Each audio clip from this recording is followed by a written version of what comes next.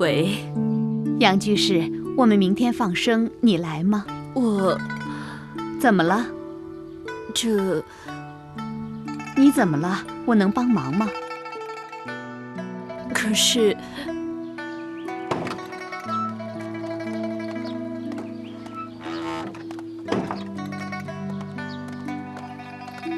王老师。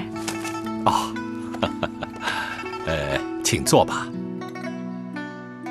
杨居士有些放生上的困扰，想请教您。说吧。我看了一些报道说，放生就是放死。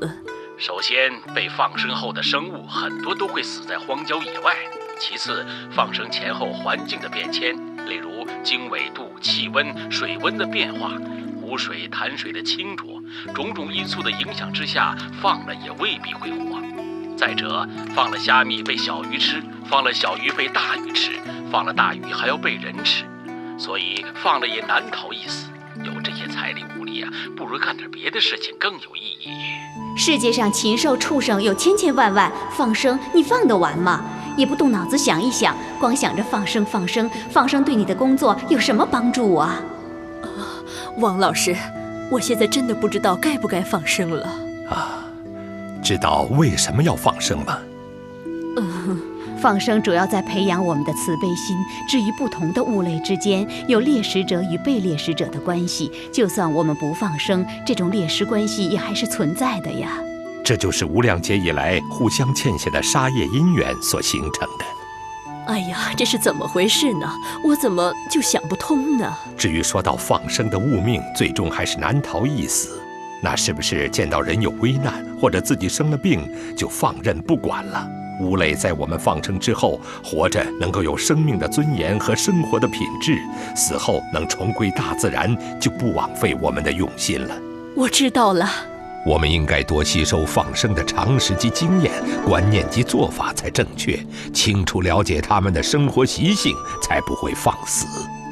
我们应该出发了。好。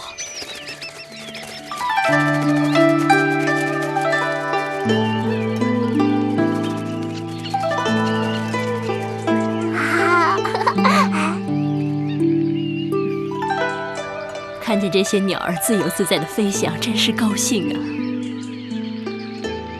王老师，您再简单讲讲放生的道理吧。老法师提出过5点：第一，凡事都有因果报应，放生就是救人家性命，种了这种善因，一定会得善果。对别人的批评建议，要虚心的好好检讨，有错误的地方就要改，要做到如理如法。第二，天地万物众生都有灵性，我们放生，物类都知道感恩图报的。第三，众生都有佛性，只是因为前世造了恶果，今天才沦为畜生。我们放了他，说不定往后他修成佛果，还回过头度我们呢。第四，众生和我们在过去世都曾当过父母、兄弟、亲友，放生等于是救自己的亲人呐。第五，我们和这些众生可能曾经是冤家仇敌，现在放了他，冤仇从此化解，也就免掉了未来的恶报了。那么您说的天地万物众生都包括哪些呢？难道害虫猛兽也都可以放生吗？只要放生环境适合，它们能继续活下去，不会破坏生态环境，不危害社会安宁。